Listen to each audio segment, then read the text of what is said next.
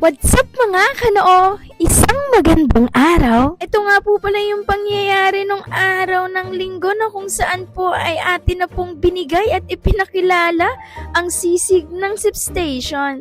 Kaya tara kaibigan, samahan niyo kami. Isa nga pala sa highly recommended ng ating mga kasiptis ay maskara daw ng baboy ang masarap isisig. So Sabado pa nga lang ng hapon ay umorder na tayo sa mga magkakarne para makabili po tayo ng maskara.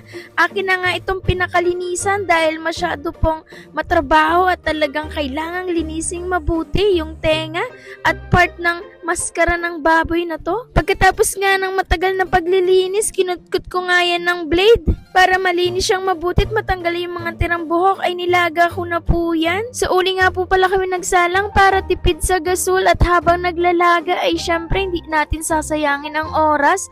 Atin na pong gayatin ang lahat ng ricados or panamya ng ating sisig. Yan ay may white onion, red onion, green chili at red chili. O diba? Ganito nga palang naisipan kong gawin para hindi tayo madali-dali or mahirapan kapag nagluluto na.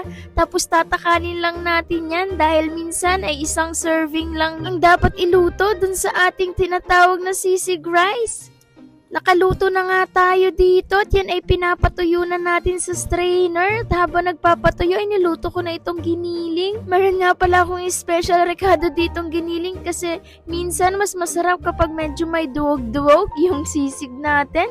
Luto na rin yung ating java rice. Napakrispy nga masyado ang pagprito natin dito sa ating maskara ng baboy pero okay na rin kasi gusto rin ng iba ay malutong at maganda ang pagkakaluto pero yung mga susunod na salang natin ay gagawin lang natin hindi masyadong tosta para paghaluin natin yung medyo malambot at yung tostadong parang lechong kawali. Ang sumunod na araw ay Lunes na at eto na nga pagkadating ng mga bata sa paaralan ay dito agad sumugod.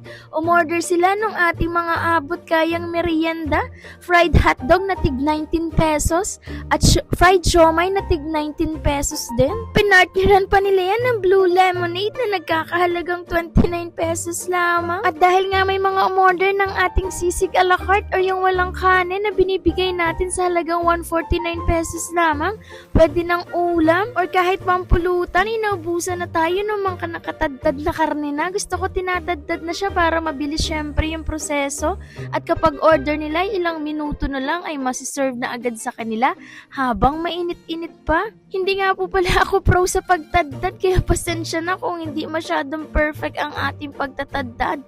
Ngayon ko nga lang ginagawa yung ganitong proseso para sa sisig na ito. At syempre dahil sa demand at request ng ating mga customers ay ginawa natin itong sisig for the first time at talagang tuwang-tuwa ako sa naging resulta kasi maraming nagustuhan ng lasa nito. Pwede nga po pala kayong pumili kung wala siyang anghang, merong konting anghang at meron namang sobrang anghang. Depende pa rin yan sa inyong panlasa at syempre partner pa rin ng java rice. Pwede din kayo mag-extra rice kung nabitin kayo sa kanin. Alam niyo bang pa nagigisa ako ng ganito sa sisig plate ay talagang nakakatakam yung amoy. At alam ko yung mga nag-iintay ditong customers din ay naaamoy din nila.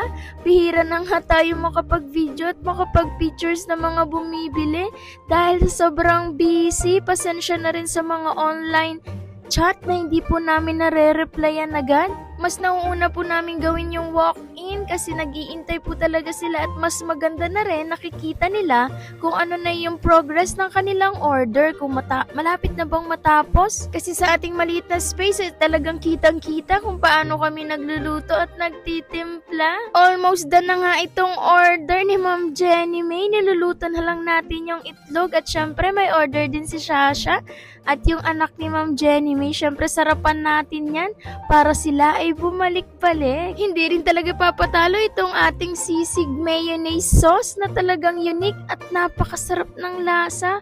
Kahit bagadamihan mo ng lagay ay hindi nakakaumay. Salamat nga pala sa flash ng cellphone kasi mayroon kaming liwanag. Brown out kasi sa mga oras na ito. Shout out Marinduque. Kilalang kilala na talaga namin yung mga valid siptis. Balik kayo palagi. Maraming salamat sa panonood.